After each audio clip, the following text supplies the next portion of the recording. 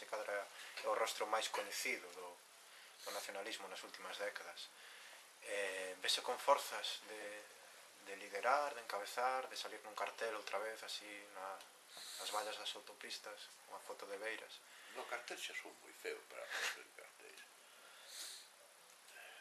Eu vexo no espello polo mañán cando me arreglo a barba. Non,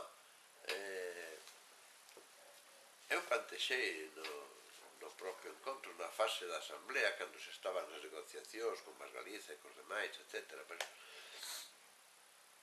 Eu plantexei, saben, os compañeros e as compañeras, que un momento determinado dixen, bueno, teño que facer un exercicio de responsabilidade. Eu non sei se conto coas enerxías a estas alturas da miña vida, se conto coas enerxías necesarias para asumir o rol que se me quería atribuir nese momento, non? Que era de encabezar unha candidatura na consideración e, por lo tanto, ser candidato a Podemos Nacional. E que, por lo tanto, no caso de que eso triunfase, de que, por lo tanto, se puidese abordar e eu tuvese un rol de portavoz nacional para ese labor, que eu non podía asegurar que tuvese as enerxías necesarias.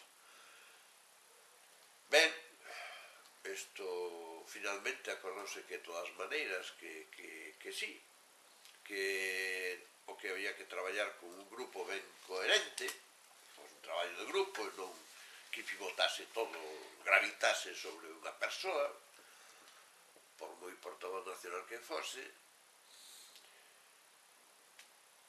Que pasa? Que entón eso non foi adiante, entón outra trátase, bueno, pois o mesmo plantexamento teño respecto a isto, pero é para unha contribución a un proceso de construcción deso. Eso é a cuestión, é o meu horizonte, non teño outro, eu personalmente non teño outro horizonte, non me plantexo outras cousas, non? Por qué? Porque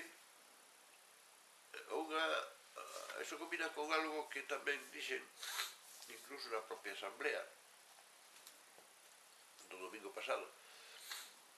Un dos labores que temos que facer os veteranos, digamos, na construcción deste novo proxecto, dunha nova organización, é o contrario do que fan as xerontocracias e as nomenclaturas, que están aí como un peso que esmaga, obtura, impide que emerxan cadros, líderes novos de mente, novos de edade, e hai que facer todo o contrario, hai que promoverlo e propulsalo, porque senón non hai relevos na sociedade. E entón esa é a miña visión do asunto, e o meu propósito é contribuir a eso. Eu que intentei non facer no Benegar, cando eu no 2003 cedo o paso a Anxo Quintana, a miña intención era precisamente apoialo. El considerou que eu se me convertía en sombra e entón reaccionou con unha especie de reflexo de defensa. Bueno, pero a miña intención era xa esa, non? Agora, pois, o que dixen, non